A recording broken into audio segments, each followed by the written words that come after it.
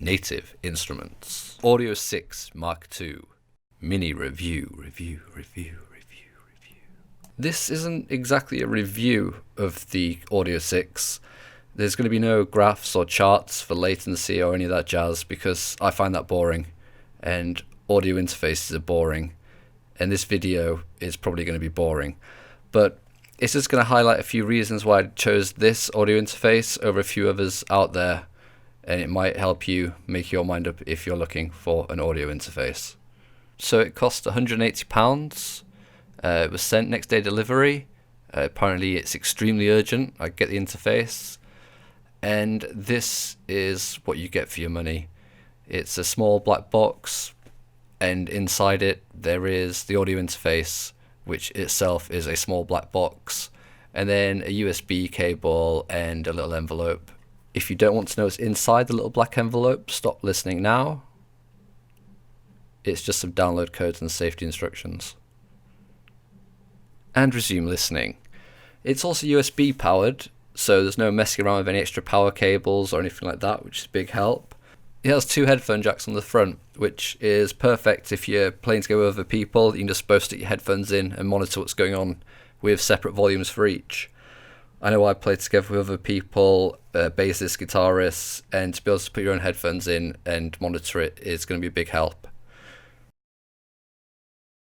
I'm not going to go over every input and output it's got. If you're really that interested, you can take yourself to the Native Instruments website and read it. But there's MIDI in and out, which there isn't on the Komplete Audio 1 and 2. And I think the new Scarlett version 3, the first one to have MIDI is the 4i4, which is £20 more than this.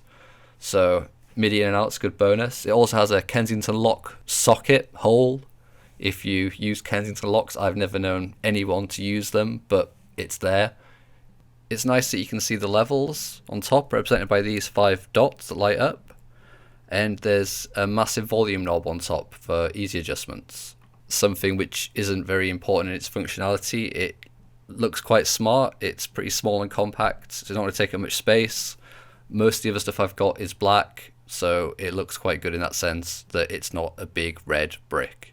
Having said that, it does just attract dust and fingerprints. I've had it out and it's covered in dust and marks already.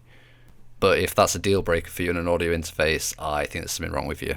To end with an actual mini review of the Komplete Audio 6, I'd say it's great. It does what an audio interface should do. There's no noticeable latency. It's pretty easy to set up. It's got a load of inputs and outputs that are going to be useful. And yeah, it records well. But I'd expect that of most interfaces around the £200 mark. But it does what it's meant to do really well, and it's easy to use. But at the end of the day, it is just an audio interface, and no one's sat at home getting a hard-on over it. But if you are still thinking about if it's right for you, here are my top 10 reasons.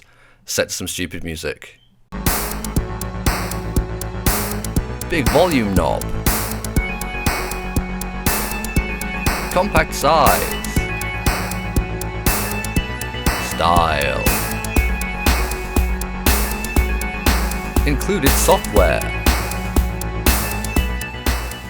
2 headphone outs. Inputs and outputs. MIDI.